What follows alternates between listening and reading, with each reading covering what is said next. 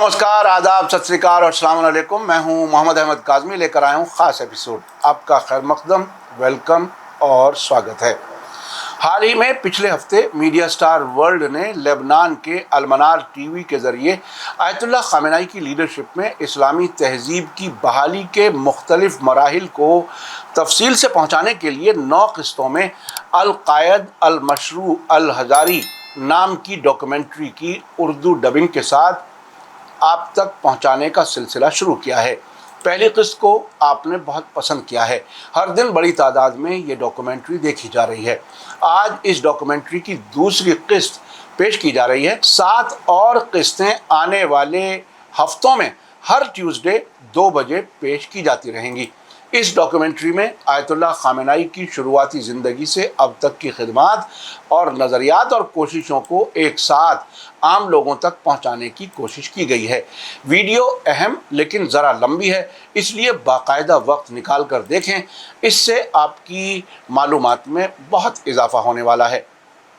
अगर आपने अभी तक media star world YouTube channel subscribe नहीं किया है तो सब्सक्राइब कर लें और घंटी दबाना ना भूलें ताकि हमारी हर नई वीडियो का नोटिफिकेशन आप तक पहुंच सके।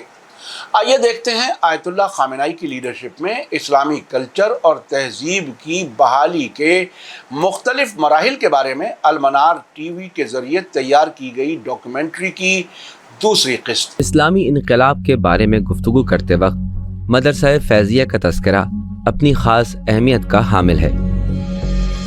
ये इमाम ख़ुमैनी का कमरा है। यहाँ इमाम ख़ुमैनी दर्स पढ़ाया करते थे। ये जगह इमाम ख़ुमैनी की वो फ़िक्री आगोश है जहाँ इस्लामी इनकलाब के क़याम के लिए हौज़ा इल्मिया की इस्लाही तहरीक परवरिश पा रही थी। انقلاب اسلامی که حلقه اول است منظور حرکت انقلابی است. منظور ما در اینجا به این معناست والله به یک معنا انقلاب شامل همه این مراحل می شود. اینجا منظور ما از انقلاب اسلامی یعنی همون حرکت انقلابی، جنبش انقلابی که نظام مرتجع را، نظام قدیمی را، نظام وابسته و فاسد را سرنگون میکنه، زمینه را برای ایجاد نظام جدید آماده میکنه. गुज़िश्ता सदी के 40वें अशरे में इमाम ख़ुमैनी ने इस्लामी तहज़ीब को ज़िंदा करने की खातिर जिस वक्त इस्लामी हुकूमत की ज़रूरत और क़याम को एक इब्तिदाई उसूल व बुनियाद के तौर पर पेश करना शुरू किया तो वो जानते थे कि इस मकसद तक रसाई के लिए कई मरहलों से गुजरना होगा। ये हिम्मत और ये सोच कि हुकूमत बनाना मुमकिन है, हम अपनी मौजूदा दुनिया को बदल सकते हैं और आलम इस्लाम में हुक्मरानी के लिए हालात साजगार कर सकते हैं। जहान तशय्यो में ये इमाम ख़ुमैनी की फ़िक्र थी और इसके लिए इनके पास लाहे अमल है। हम जानते हैं कि इमाम ख़ुमैनी की पैदाइश 1902 में हुई है और आपने कई बादशाहों के दौर देखे हैं, जैसे काजार का दौर देखा है। इसी तरह आपने आयतुल्लाह मुदर्रिस, आयतुल्लाह काशानी और डॉक्टर मुसद्दिक का ज़माना देखा। लिहाजा आप इस नतीजे पर पहुँचे कि हालात में तब्दीली और मुस्बत नताइज हासिल करने के लिए खालिस इस्लामी तहरीक शुरू करने की अशद ज़रूरत है। इमाम ख़ुमैनी की क़यादत में चलने वाली तहरीक ने इस बात को अच्छी तरह समझ लिया था कि इस्लामी तहज़ीब की निशात सानिया ज़ालिमाना बादशाही निज़ाम के ख़िलाफ़ एक इनकलाब के ज़रिए ही मुमकिन हो सकेगी। लेकिन गुज़िश्ता सदी में 60 की दिहाई के तमाम तज्ज़िये और मादी नज़रियात इस शाही निज़ाम के ख़ात्मे को नामुमकिन करार दे रहे थे। امام حسین علیه السلام همه داشته‌های خود را به میدان آورد برای اعلای کلمه حق و برای نجات خلق. این برخی از خصوصیاتی است که انسان به طور کلی در ماجرای عاشورا میتوانه ببینه و نشان بده. गुज़िश्ता सदी में 60 की दिहाई के दौरान ईरान ने इमाम ख़ुमैनी की क़यादत में इस्लामी तहज़ीब की निशात सानिया के लिए तहरीक चलाई। इस इनकलाबी तहरीक और शाही निज़ाम के दरमियान ज़बरदस्त किस्म का टकराव हुआ। उस दौर में देखा जा सकता है कि शहर कुम और तेहरान समेत ईरान के मुख्तलिफ शहरों में شاہی نظام کے خلاف ایک انقلابی تحریک چلانے کے لیے عوام نے سڑکوں پر نکل کر اپنی حمایت کا بھرپور اظہار کیا۔ اقرار کنم، اعتراف کنم، اول کسی که این نقش رو فهمید امام بزرگوار ما بود، مثل خیلی چیزای دیگه که اول او فهمید، در حالی که هیچ کدام از ماها نمیفهمیدیم. همچنانی که نقش مردم رو امام فهمید، تأثیر حضور مردم رو امام درک کرد، اون وقتی که هیچ کس درک نمی کرد. امام نے اعلیٰ اہداف کو اپنایا، ان کے اسلامی اور انسانی مقاصد تھے۔ آپ نے انسانی تکریم اور وقار کو اولین ترجیح دی۔ اسی طرح استعمار اور استکبار کی پابندیوں سے چھٹکارا اور ظالموں کے چنگل سے لوگوں کو آزاد کرانا اہم ہدف تھا۔ حقیقت یہ ہے کہ جب ابھی امام خمینی کی عوامی شہرت نہ تھی، اس وقت سے ہی ان کا پیغام آزاد منش لوگوں کے دلوں کی دھڑکن بن گیا، بڑی پذیرائی ہوئی اور عوام نے بھرپور ساتھ دیا۔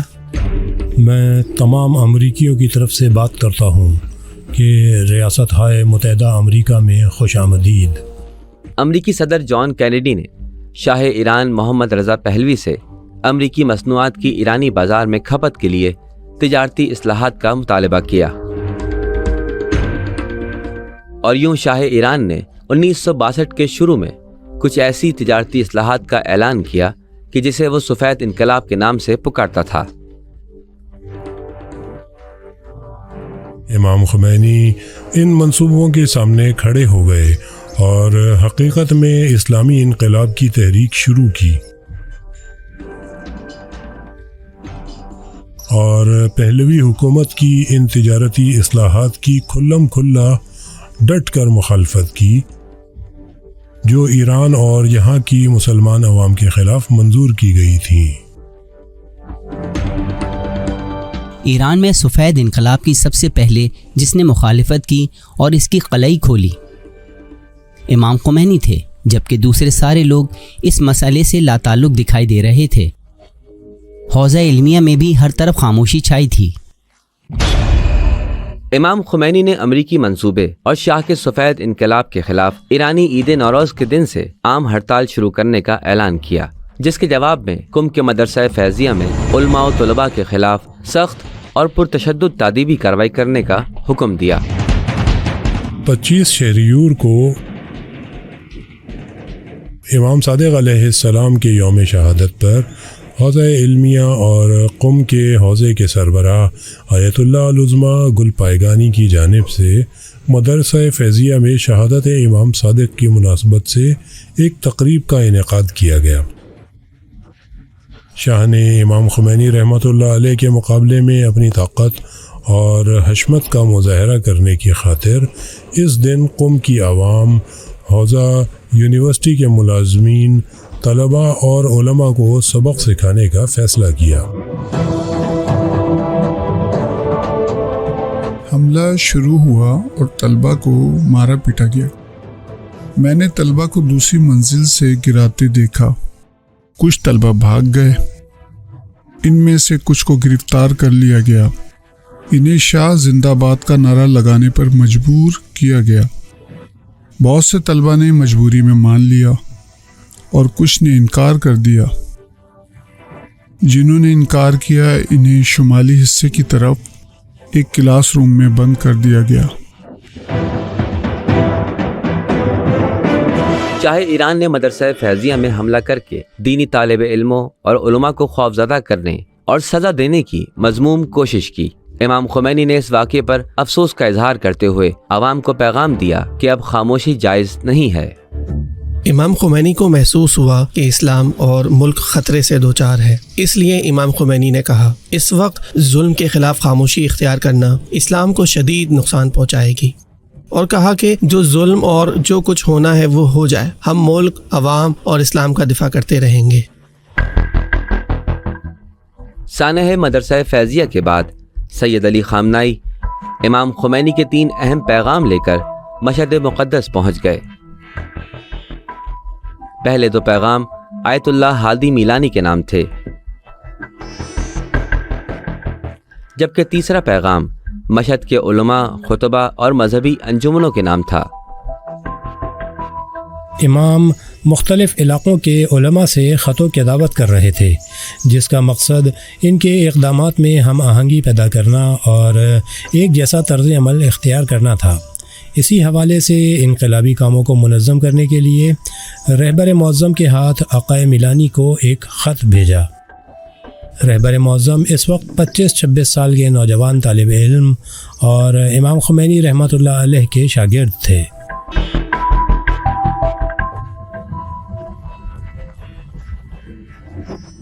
ظاہر ہے کہ اس وقت امام نے علماء اور خطیب حضرات کو تاکید کی تھی کہ وہ مدرسہ فیضیہ کے سانحے سے عوام کو آگاہ کریں کہ شاہ نے علماء اور دینی طالب علموں پر کیسے مظالم ڈھائے ہیں۔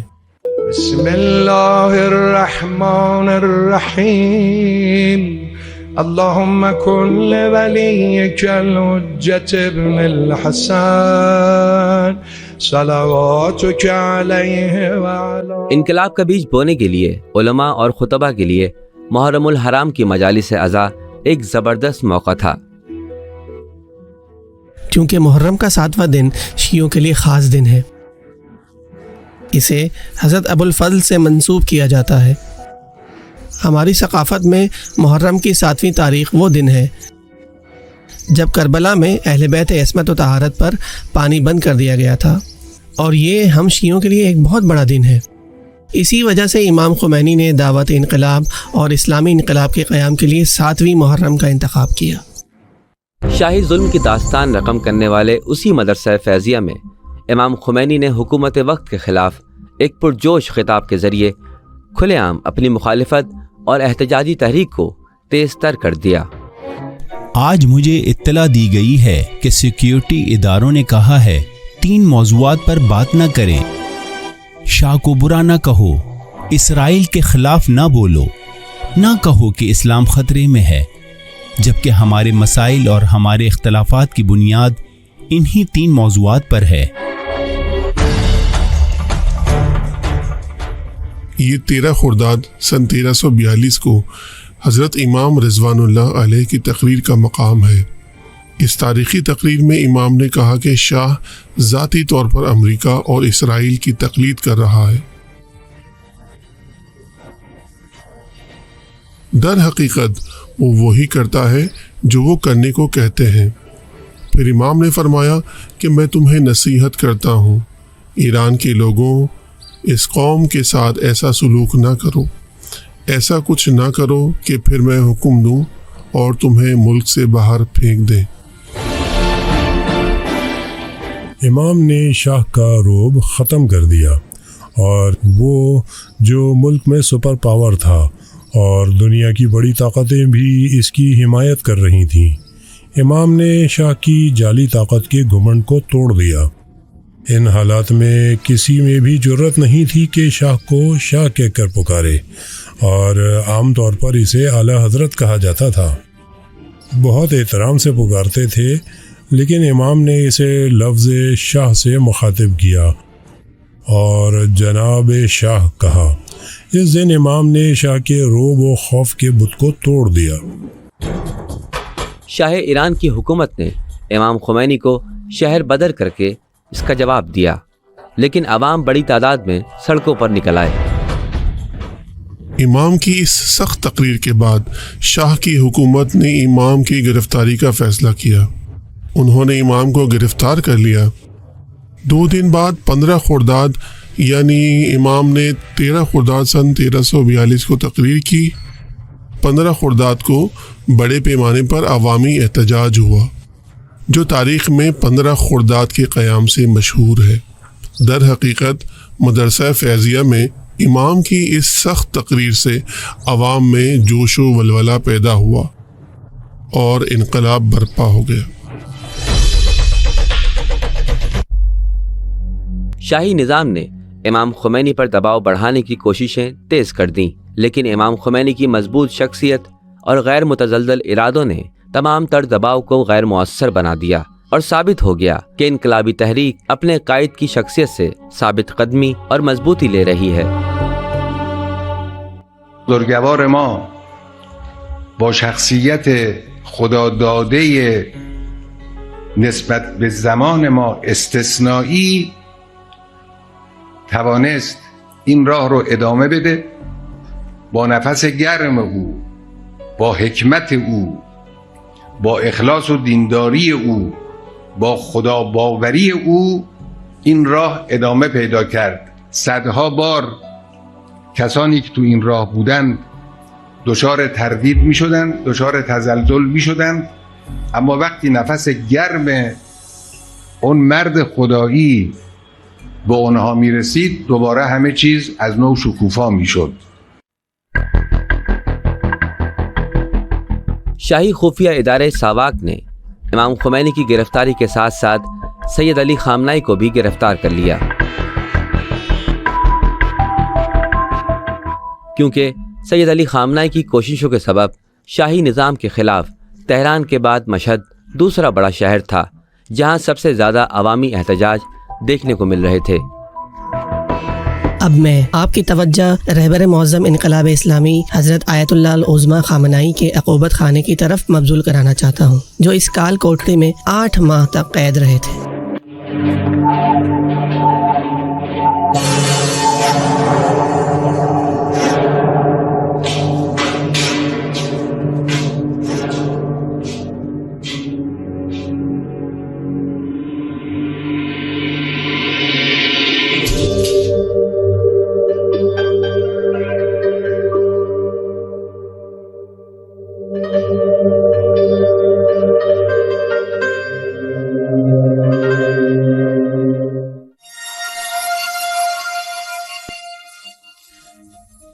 انسانی حقوق کے ادارے کی طرف سے زبردست دباؤ اور شدید عوامی رد عمل کے خوف نیز حکومت کی جانب سے اپنے مخالفین کے خلاف لچک دکھانے کی نئی پالیسی کے تحت رہبر معظم کو رہا کر دیا گیا۔ ساواک انٹیلیجنس نے دوسری بار سید علی خامنائی کو گرفتار کر کے تہران منتقل کر دیا، جہاں آپ 2 مہینے قید میں رہے۔ ان 2 مہینوں میں بدترین تشدد اور توہین آمیز رویہ آپ کو سہنا پڑا۔ آپ جو ٹارچر دیکھ رہے ہیں اسے گرم پنجرہ کہتے ہیں۔ یہ پنجرہ جانوروں کے لیے ہے، انسانوں کے لیے نہیں۔ اس کے ذریعے وہ پہلے قیدی میں اپنے تئیں ایک عزت کے احساس کو ختم کرتے اور اس کی تذلیل کرتے تھے۔ پھر وہ پنجرے کے نیچے بجلی کا چولہا جلاتے، قیدی کا جسم جلس جاتا۔ وہ سلاخوں کو پکڑ کر خود کو تھوڑا اوپر رکھتا تاکہ وہ کم جلے، لیکن پنجرے کے اوپر اچانک زور سے مارا جاتا۔ ایک جلتا ہوا سگریٹ اس کے ہاتھ کے پیچھے لگاتے اور قیدی کے ہاتھ پر چوٹ لگائی جاتی تاکہ وہ سلاخوں کو چھوڑ دے اور گرم سطح پر زیادہ دیر ٹھہرے تاکہ مزید جل جائے۔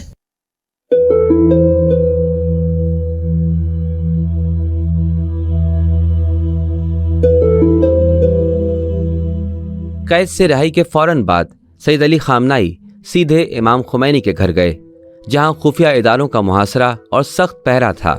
اس وقت امام خمینی نے کچھ علماء اور مجاہدین پر مشتمل ایک ایسی خفیہ تنظیم کی بنیاد رکھی تھی کہ جس کا مقصد شاہی حکومت کے خلاف حوزہ علمیہ کم کو منظم کرنا اور انقلابی سرگرمیاں انجام دینا تھا۔ اس وقت 60 کی دہائی میں متحرک، آگاہ و باشعور اور باصلاحیت علماء، طلباء و مجتہدین پر مشتمل ایک ایسے گروہ کو تشکیل دیا گیا جن میں سر فہرست رہبر معظم شہید بہشتی، شہید مطہری، شیخ رفسنجانی، شیخ باہنر شامل تھے۔ ایک طرف سوشلسٹ، لبرل، بائیں بازو کی پارٹیوں نے شاہ ایران کے سفید انقلاب کی حمایت کا اعلان کر دیا تھا، اور دوسری طرف علماء دین شہنشاہی نظام کے خلاف انقلابی تحریک کی قیادت کر رہے تھے۔ دستگاه پهلوی در دوران نهضت اسلامی در واقع تمام توجهش به حرکت اسلامی بود، با او معارضه میکرد، با چپها و مارکسیستها و اینها مدارا میکردند. خب اینا هم به اون مدارا جواب دادن. خیلی هاشون رفتن تو دفتر فرع پهلوی عضو شدن، خیلیشون رفتن توی صدا و سیما در تلویزیون رادیو عضو شدن۔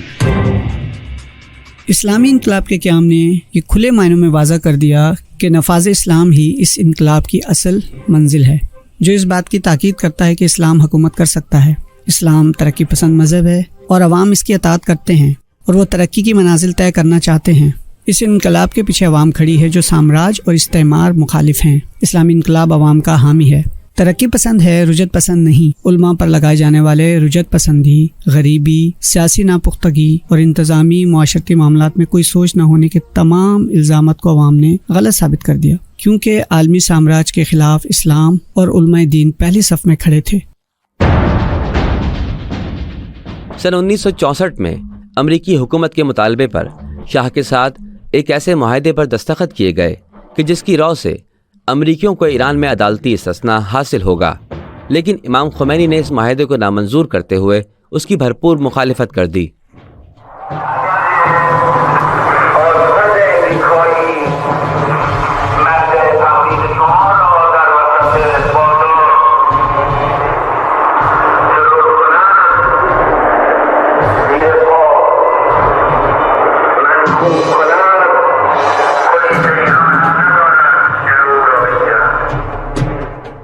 امریکی مصنفین میں سے ایک نے کہا کہ گزشتہ 100 سالوں میں ایران کے سیاسی حالات پر سب سے زیادہ سخت تقریر امام خمینی نے کی ہے۔ انہوں نے کڑی تنقید کی اور اپنی شعوری اور جرأت مندانہ مزاحمت کا اعلان کیا، جس کا نتیجہ ترکی کی طرف ان کی جلاوطنی کی صورت میں نکلا۔ اینجا هم طرف قضیه اگرچه که حکومت ظالم طاغوت و حکومت پهلوی بود، اما پشت سر این حکومت آمریکایی ها قرار داشتن. اونا بودن که او رو تقویت میکردن و به وسیله او بر همه امور کشور ما مسلط شده بودن. این مبارزه ادامه پیدا کرد تا سال 43. ناگزیر شدن آمریکایی ها مستقیما داخل مسائل بشن. امام بزرگوار رو در سال 43 تبعید کردن. علماء نے امام خمینی کی قیادت سے وابستگی کا آغاز کیا، جو نجف الاشرف میں ان کے دفتر سے شاہ کی حکومت کے خلاف اسلامی انقلاب میں جان ڈالنے کے لیے پہنچے تھے۔ نجف میں درس کے دوران امام جو بیانات دیتے یا خاص موقعوں پر جو اعلامیہ جاری ہوتا، وہ اعلامیہ امام کے چاہنے والوں اور کارکنوں کے ذریعے ایران پہنچتا۔ یہاں ایران کے محب الوطن لوگ امام کے تبصرے سے آگاہ ہوتے اور حمایت کرتے۔ ہم ہر اعلامیہ آیت اللہ مرزا ہاشم عامری کے گھر لے جاتے اور وہاں اسے طلبہ میں تقسیم کرتے تاکہ وہ ملک کے گوشے گوشے میں اسے عوام الناس میں تقسیم کریں۔ جس وقت امام خمینی نجف اشرف کے دفتر سے شاہی نظام کے خلاف بیانات دیا کرتے تھے تو علماء اور طلباء اسی وقت ایران پہنچ کر انقلابی تحریک کو عوام میں زندہ رکھنے کی خاطر امام خمینی کا پیغام عوام میں پھیلایا کرتے تھے۔ سچ میں یہ بہت سمجھداری والا کام تھا۔ ساواک کا نیٹ ورک بہت ہوشیار تھا، خاص طور سے مصدق کے واقعے کے بعد، اور ہر قسم کی حرکت کو نوٹ کر رہے تھے۔ عوام کے لیے سکا سانس لینا بھی دشوار تھا۔ چھوٹی سے چھوٹی بات یا کسی معمولی کام پر بھی اٹھا کر لے جاتے تھے۔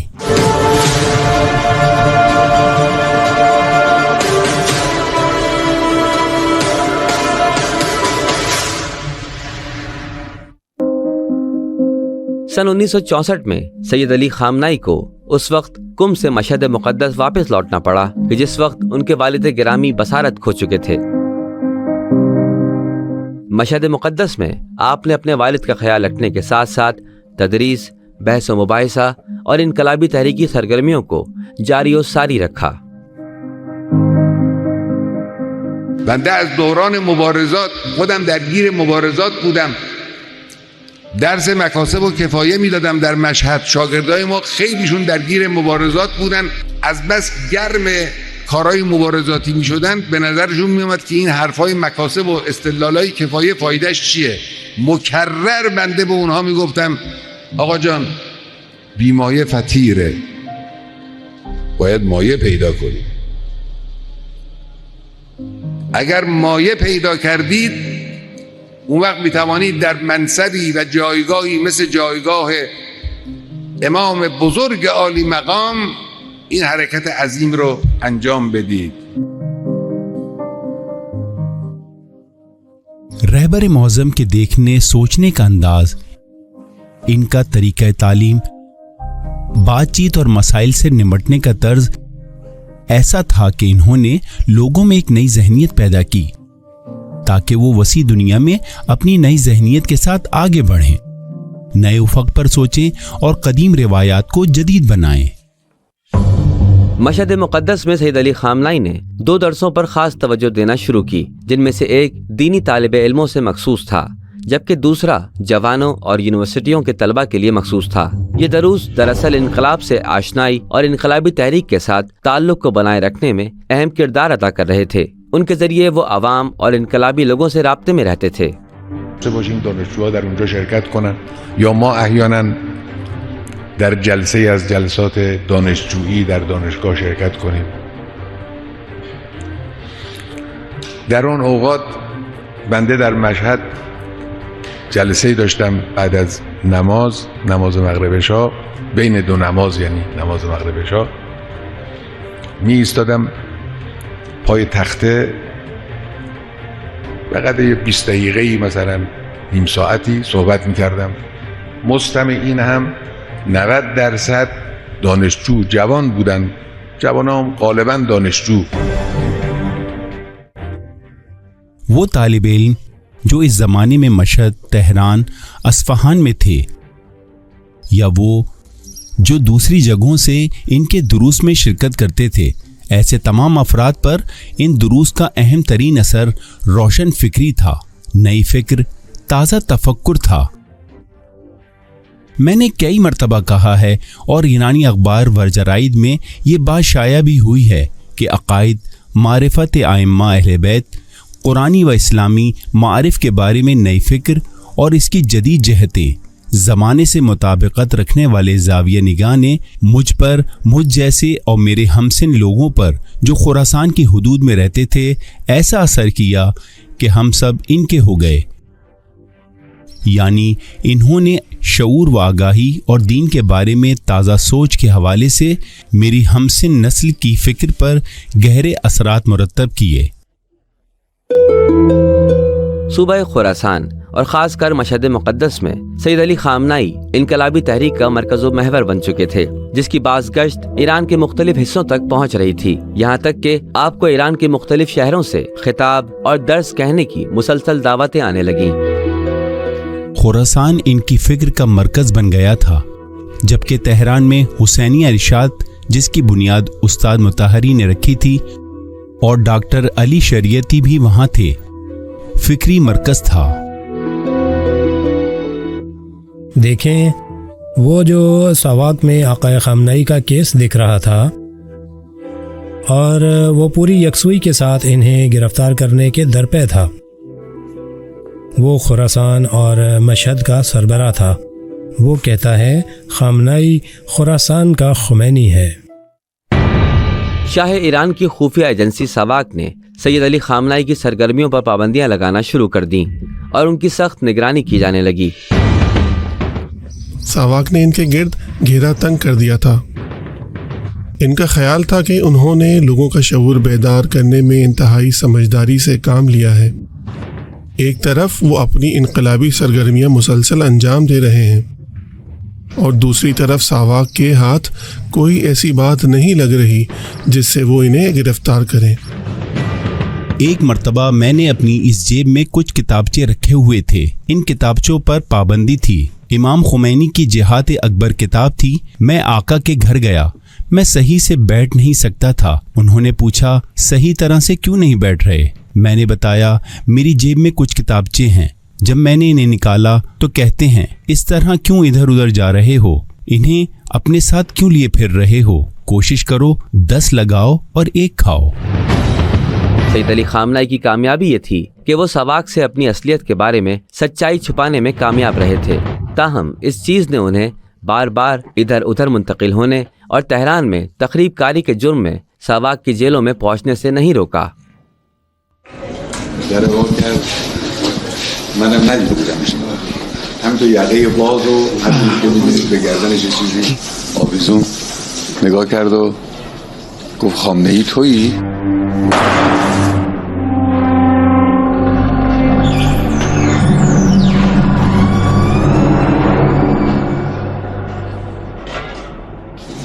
گفتم بله. گفت خامنه ای که میگن تویی ها؟ منو میشناسی؟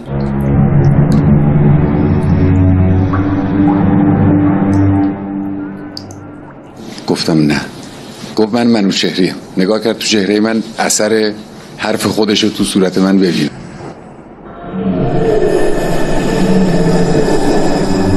خب من فوراً فهمیدم، شناختم که کیه، ازش خیلی چیزا شنیده بودم، به رو نیاوردم که میشناسمش. بعد گفتش که من تو رو خوب میشناسم، تو همون کسی هستی که مثل ماهی لیز میخوری از دست بازجو خارج میشی و کارای تو دونه دونش هیچی نیست، اما مجموعش خدا میدونه چیه. ایک جانب علماء کرام انقلابی تحریک کو بڑھا رہے تھے تو دوسری جانب خطے میں شاہ ایران کی پوزیشن دن بدن مضبوط ہوتی دکھائی دے رہی تھی. امریکی اور اسرائیلی بے دریغ حمایت اور بے حساب مدد نے شاہ ایران کے ذہن میں اس خیال کو تقویت دی کہ اس کی حکومت ناقابل شکست بن چکی ہے.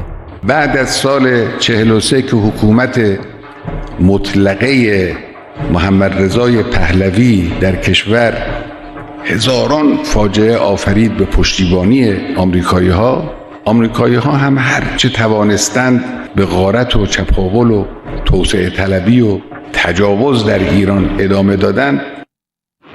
گزشتہ صدی میں 60 کی دہائی کے دوران امریکہ کو ویتنام میں ہونے والی شکست نے یہ سمجھا دیا تھا کہ اسے اب کسی اور ملک میں عسکری مہم جوئی نہیں کرنی چاہیے.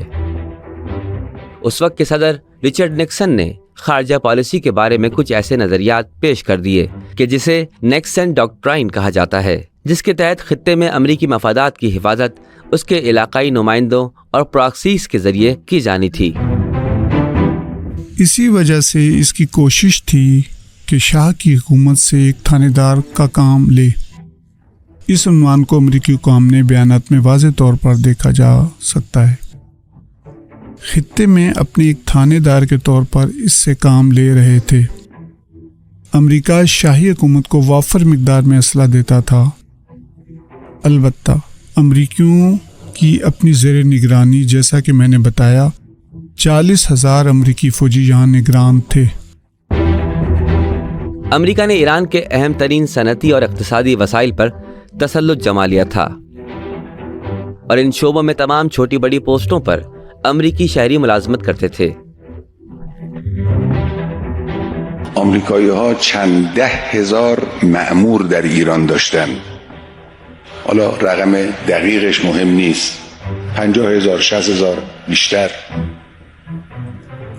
اینها مأمورین سیاسی بودند، امنیتی بودند، نظامی بودند در داخل ایران، در داخل مجموعه مدیریت ایران، چه در ارتش، چه در سازمان‌های اطلاعاتی، چه در بخش‌های گوناگون دیگر، برنامه ریزی و غیره نشسته بودند. پول خودشون را، مزد خودشون را به اضعاف مضاعف از دولت ایران می‌گرفتند، برای آمریکا کار می‌کردند. امریکی کہتے تھے کہ ایران میں ان کا کنٹرول شاہ ایران کی جابرانہ اور ظالمانہ پالیسی کے سبب مستحکم اور دائمی ہے. اسی سیاسی ماحول کے دوران 1971 میں اس وقت کے امریکی صدر جمی کارٹر نے شاہ ایران کی حمایت کا اظہار کرنے اور اس کی حکومت کو مضبوط بنانے کی خاطر ایران کا دورہ کیا. ایران عظیم شاہ کی قیادت کی بدولت دنیا کے سب سے زیادہ ہنگامہ خیز خطوں میں استحکام کا جزیرہ بن چکا ہے.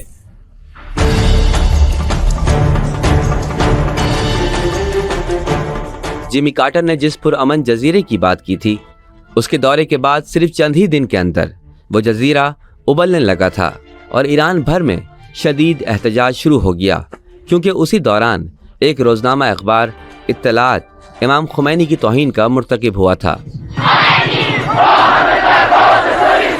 اس کا خیال تھا کہ اگر وہ امام خمینی کی توہین کرے گا تو ان کا وقار مجروح ہوگا،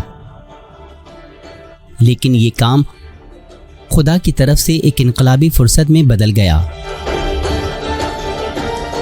که عمق توطئه دشمن را در اهانت به امام بزرگوار درک کردند، فهمیدن مسئله چیست؟ صرفاً این نیست که خواستند به امام بزرگوار اهانتی بکنند. عمق توطئه رو درک کردند. در این شهر قم اولین تظاهرات مردمی گسترده علیه اون حرکت خائنانه به وجود آمد. ایران کے مختلف شہروں میں لاکھوں افراد سڑکوں پر نکل آئے اور سید علی خامنائی کی تشکیل کردہ انقلابی مجاہد علماء کونسل نے ان مظاہروں کو منظم کرنے میں مرکزی کردار ادا کیا. ہمارا انقلاب بہت ہی خاص انقلاب ہے، کسی بھی طرح سے کسی دوسرے انقلاب سے قابل موازنہ نہیں ہے. ہمارا انقلاب روزگار، گھر اور آزادی کے نعروں پر نہیں تھا، یہ ایک الہی انقلاب تھا. ایسا انقلاب تھا جسے امام خمینی نے خدا کے بھروسے پر برپا کیا. وہ خدا کی قوت کا نشان بن گئے. انہوں نے الہی ارادے کو زمین پر نافذ کیا. ایران میں لاکھوں افراد کے مظاہروں نے شاہ ایران کو خوفزدہ کر دیا. شاہ نے صدام حسین عراقی صدر پر امام خمینی کو عراق سے نکالنے کے لیے شدید دباؤ ڈالا تاکہ امام خمینی کی عراق سے ایران کے اندر انقلابی فعالیت کا خاتمہ کیا جا سکے. شاہ کے کہنے پر امام خمینی کو صدام نے عراق چھوڑنے کا کہا، لیکن امام خمینی کہاں جائیں گے اس کا کوئی علم نہ تھا. کوشش کی گئی کہ کویت چلے جائیں لیکن اجازت نہیں دی گئی. اس وقت بہت سے آپشنز پر بات ہو رہی تھی، جن میں سے ایک لبنان جانے کی تجویز بھی تھی.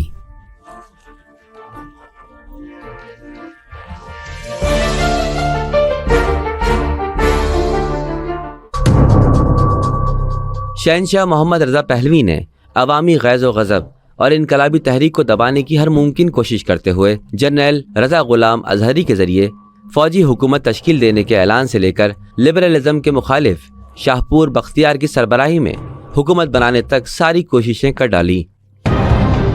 شاہ کی کوشش تھی کہ کسی بھی طرح اس کی سلطنت بچی رہے اور عوام شاہ کو گرانے کا خیال چھوڑ دیں. اس لیے شاہپور بختیار نے حکومت سنبھالنے کے بعد فرانس میں امام خمینی سے ملاقات کی خواہش ظاہر کی. امام خمینی نے کہا، ملاقات کرنی ہے تو پہلے استعفیٰ دے کر آؤ.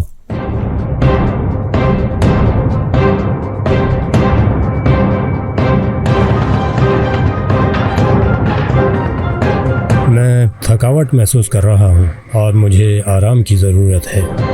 امریکیوں نے شاہ ایران سے کہا کہ وہ اس وقت تک ایران سے باہر چلے جائیں جب تک شاہپور بختیار حالات پر قابو نہیں پا لیتا.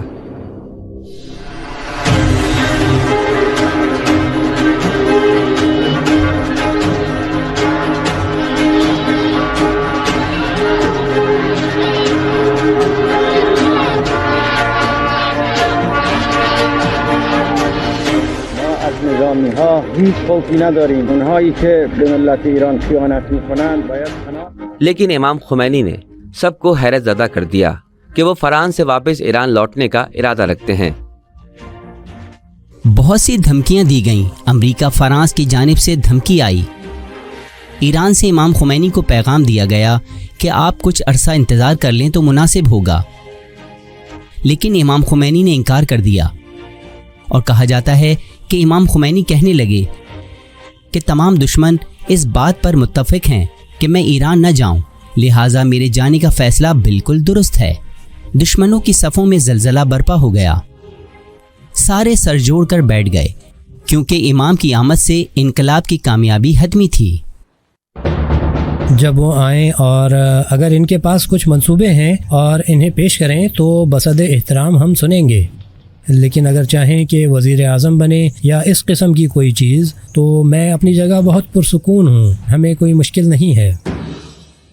مجھے وزیر اعظم شاہپور بختیار سے ملاقات کے لیے مدعو کیا گیا ہے. میں نے ان سے کہا، جناب میں یہاں اسرائیلیوں کی حفاظت کا ذمہ دار ہوں، مجھے بتائیں کہ کیا ہم کسی بھی ہنگامی صورتحال میں اپنی حفاظت کے لیے حکومت پر بھروسہ کر سکتے ہیں؟ اس نے مجھ سے کہا، فکر نہ کرو، سب کچھ قابو میں ہے. اگر تم خمینی کے لیے کچھ کر سکتے ہو تو کرو. آپ سمجھتے ہو کہ اس کا کیا مطلب ہے؟ وہ ایک قتل کو انجام دینے کو کہہ رہا تھا.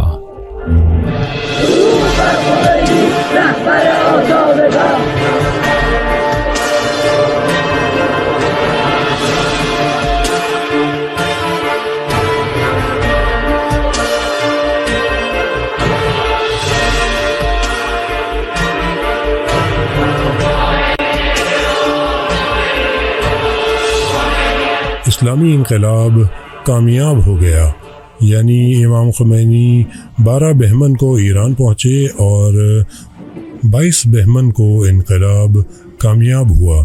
ان 10 دنوں کو دہائے فجر کہا گیا۔ یہ دہائے فجر انقلاب کی علامت ہے جو آج تک منایا جاتا ہے۔ اس وقت فرانسیوی فلسفی میشل فوکی ایک صحافی کے عنوان سے امام خمینی کے ساتھ موجود تھا۔ فوکو نے فرانس کی صحافت میں یہ دھماکہ خیز خبر بریک کر دی کہ ایران کا انقلاب روحانی سیاست کے ساتھ طلوع ہو رہا ہے۔ جامعه بدون آرمان، بدون مکتب، بدون ایمان ممکنه به ثروت برسد، به قدرت برسد، اما اون وقتی هم که به ثروت و قدرت برسه تازه میشه یک حیوان قدرتمند، یک حیوان سیر و قدرتمند، و انسان گرسنه از حیوان سیر ارزشش بیشتره. اسلام این رو نمیخواد. اسلام طرفدار انسانی است که هم برخوردار باشد، هم قدرتمند باشد و هم شاکر و بنده خدا باشد، جبهه عبودیت بر خاک بسایه. انسان بودن، قدرتمند بودن و بنده خدا و عبد خدا بودن، این اون چیزی است که اسلام میخواد. اسلامی انقلاب کامیاب ہو گیا۔ ادھر واشنگٹن اور اس کے یورپی متحدین سوچ رہے تھے کہ یہ جلد یا بدیر اس انقلاب کو رام کرنے میں کامیاب ہو جائیں گے، لیکن سوویت یونین نے ایران کے اندر اپنے اتحادیوں پر انحصار کیا ہوا تھا کہ وہ آخرکار تمام امور کی زعامت کو سنبھال لیں گے۔ ایران کے اندر بھی ایسے لوگ موجود تھے جن کا یہ خیال تھا کہ انقلاب کا مشرقی یا مغربی دونوں محاذوں کی طرف جھکاؤ نہ کرنا جلد ہی اسے ناکام بنا دے گا، لیکن کوئی یہ اندازہ نہیں لگا پا رہا تھا کہ یہ انقلاب گزشتہ صدی سے دنیا کو کنٹرول کرنے والے مادی خیالات پر مشتمل تہذیبوں سے منفرد اسلامی تہذیب کی نشات ثانیہ کا پہلا مرحلہ بن جائے گا۔ پہلی بات یہ ہے کہ ایران کے اسلامی انقلاب میں، جو کہ حقیقت میں یہ انقلاب ایران سے شروع ہوا، شیعوں نے اس کا آغاز کیا، لیکن ہم نے کبھی بھی اس انقلاب کو نہ ایرانی اور نہ شیعی انقلاب تصور کیا، بلکہ اسے ہم ایک اسلامی، انسانی اور عالمی انقلاب سمجھتے ہیں۔ یہ انصاف کے حصول کی ایک تحریک ہے اور اپنے جوہر میں یہ عقلانیت، اخلاقیات اور انصاف پر مشتمل ہے۔ ان میں سے ایک کا ہونا ممکن نہیں، کیونکہ دوسرے دو کے بغیر ایک بھی حاصل نہیں ہو سکتا۔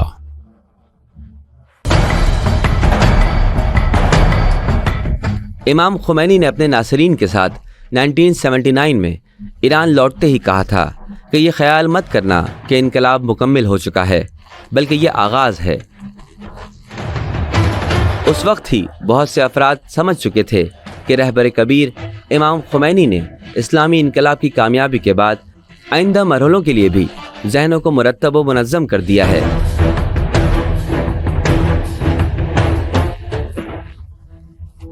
ابتدائے اسلام کی اصلی بنیادی اصولوں کی طرف واپسی اور اسلامی ریاست کی تشکیل کا خیال ایک ہی وقت میں بہت عمومیت اختیار کر گیا، اور اس کے اور بھی بہت سے اثرات ہوئے، لیکن زیادہ تر اسلامی ریاست کے احیا کی امنگوں اور امیدوں کا اظہار نظر آتا تھا۔